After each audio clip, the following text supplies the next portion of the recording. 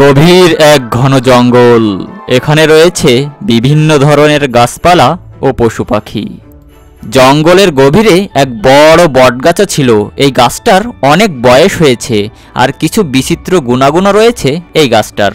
এই গাছটা কথা বলতে পারে আর তার ডাল ও পাতা নিজের ইচ্ছা খুশি মতো নড়াচড়া করাতে পারে। শুধু তাই না, এই গাছটাই আছে অনেক বড় একটা সুড়ঙ্গ। এই সুড়ঙ্গ গাছের ইচ্ছা মতো ছোট বড়ও হতে পারে। এই সুড়ঙ্গটা ছিল গাছের মুখের ভেতরে। একদিন সকালে এক হরিণ ওই গাছের ডালের ছায়ার নিচে ঘাস খাচ্ছিল। কিছুক্ষণ ঘাস খাওয়ার পর হরিণটা উপরে তাকালো, কারণ এটাই যে এতক্ষণ যে ডালের ছায়ার নিচে ঘাস খাচ্ছিল সে ডালটা হঠাৎ করেই সরে গেল। এটা কি হলো? এই ডালটা তো এতক্ষণ এখানেই ছিল, এখান থেকে এটা কিভাবে সরে গেল? কিছুই তো বুঝলাম না। আচ্ছা ঠিক আছে।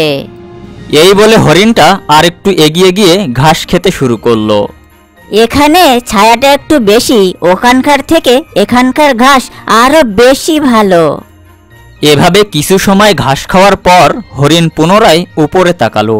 একইভাবে এই ডালটাও সরে গেল। এটা কি হলো? এই ডালটার আজ কি হয়েছে? ডালটা কেন বারবার এদিক থেকে ওদিকে যাচ্ছে? আমার মনে হচ্ছে এই গাছটা কোনো সাধারণ গাছ না, কোনো জাদু শক্তি আছে বোধহয় এর মাঝে। আজ তো আমি এর সম্পর্কে জেনেই ছাড়বো। হরিণ তখন হাঁটতে হাঁটতে তার বন্ধু খরগোশের কাছে গেল। খরগোশ বন্ধু, একবার আমার সাথে চলো। কেন, কি হয়েছে বন্ধু? আমি একটা বড় গাছের নিচে ঘাস খাওয়ার জন্য গিয়েছিলাম। ওই গাছটার ডাল আচমকাই নড়ে এদিক থেকে ওদিকে গেল। চলো আমরা দুজন একসাথে গিয়ে দেখি বিষয়টা কি। ঠিক আছে, চলো যাই। খরগোশ আর হরিণ দুজন চলতে চলতে সেই গাছের ওখানে আসলো, কিন্তু গাছটা তখন সোজা অবস্থায় ছিল। বন্ধু, কোথায় সেই গাছটা? এখানেই তো ছিল বন্ধু, আমি তো এখনই এখানে ঘাস খাচ্ছিলাম। গাছের নয়, বরং মনে হয় তোমারই কিছু হয়েছে। বন্ধু, ওই দেখো সেই গাছটা। আমি তোমাকে বলেছিলাম, কিন্তু তুমি বিশ্বাস করনি। আর কিছুক্ষণ অপেক্ষা করে ওই গাছের ডালটা দেখো, দেখবে সেটা নড়ে উঠবে। সত্যি বলছো তুমি? ঠিক আছে, আমি দেখছি। তারা দুজন ঘাস খাচ্ছিল। আচমকা ছায়াটা সেখান থেকে সরে গেল, আর সেটা দেখে খরগোশ বেহুশ হয়ে সেখানেই পড়ে গেল। হরিণ কিছুই বুঝতে পারছিল না যে তার এখন কি করা উচিত। কিছুক্ষণ অপেক্ষার পর, বন্ধু বন্ধু, খরগোশ বন্ধু, ওঠো ওঠো। কিন্তু সে উঠল না। হরিণ বেশ কিছুক্ষণ ধরে তাকে উঠানোর চেষ্টা করলো, কিন্তু পারল না। তখন সে নদী থেকে কিছু পানি মুখে করে নিয়ে এসে খরগোশের মুখে ছিটিয়ে দিল। খরগোশের জ্ঞান ফিরল। সত্যি বন্ধু, তুমি ঠিকই বলেছিলে। এতক্ষণ ওই গাছের ডালটার এখানেই থাকার কথা ছিল, তাই না? কিন্তু ডালটা কিভাবে এত দূরে সরে গেল? ওরে বাবা, এটা কি বিচিত্র ব্যাপার! এভাবে কখনো কোনো গাছের ডাল সরে যায় নাকি? হঠাৎ করে কোত্থেকে একটা হাসির শব্দ শুনতে পেল তারা। হরিণ হাসির শব্দ শুনে বলল, কোত্থেকে বিকট একটা হাসির শব্দ আসছে। আমার মনে হলো কেউ হাসছে। তুমি ঠিক বলেছ বন্ধু, আমিও হাসির শব্দটা শুনেছি। কে হতে পারে? হরিণ আর খরগোশ বুঝতেই পারছিল না যে কে হাসছে। এদিকে দেখো বন্ধু, আমি আমার ডালকে এদিক থেকে ওদিকে, ওদিক থেকে এদিকে, আমি যেমনটাই চাই ঠিক তেমন আমার ইচ্ছা মতো নিয়ে যেতে পারি। হা হা হা। বন্ধু, বিকট হাসিটা আর কারো নয়, ওই গাছটাই হাসছে। ওদিকে দেখো। তুমি ঠিক বলেছ বন্ধু, ওই গাছের ডাল নড়ে চড়ে আর গাছটা কথাও বলতে পারে।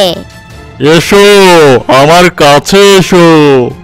না, যদি আমরা ওখানে যাই তাহলে তুমি আমাদের উপর জাদু করবে। না, এবার এমনটা হবে না। এসো, দুজনই এসো। বন্ধু, ও তো বারবার ওর কাছে আমাদের ডাকছে। আমাদের কি যাওয়া উচিত? চলো এগিয়ে গিয়েই দেখি। হরিণ আর খরগোশ হাঁটতে হাঁটতে ওই গাছের পাশেই গেল। গাছের মুখকে আর চোখ দেখে খরগোশ আর হরিণ অবাক হয়ে গেল। কি হয়েছে বন্ধু, এভাবে আমায় দেখছো কেন? কিছু না, তুমি তো গাছ তাই না? তাহলে তুমি এত আশ্চর্য শক্তি কোত্থেকে পেলে? ও তাহলে এই ব্যাপার।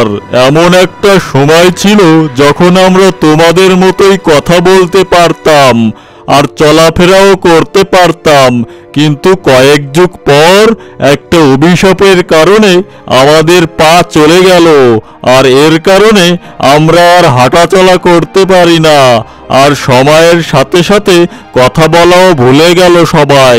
শুধুমাত্র আমিই যে ডালকে এদিক ওদিক হেলে দুলে কথা বলতে পারি।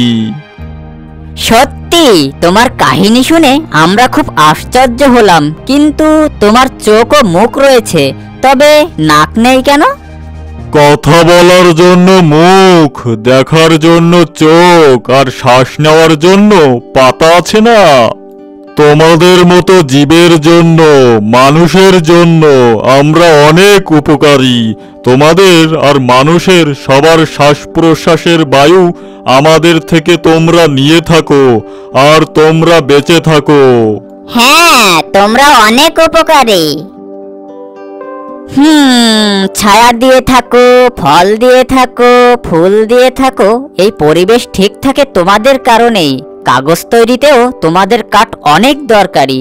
কিছু পাখির আবাসস্থল তোমাদের উপর, জঙ্গলের সম্পদও তোমরা। হ্যাঁ, তোমরা ঠিক বলেছ। বলো, আমরা তোমাদের আর কি কি উপকার করি? গাছের আরো নানাবিধ গুণাগুণ আছে। যদি গাছই না থাকতো তাহলে জীবজন্তু ও মানবজাতির বাঁচাই মুশকিল হয়ে যেত। হ্যাঁ হ্যাঁ বন্ধু, সব ঠিক। তাহলে তুমি কি প্রতিদিন আমাদের সাথে কথা বলবে?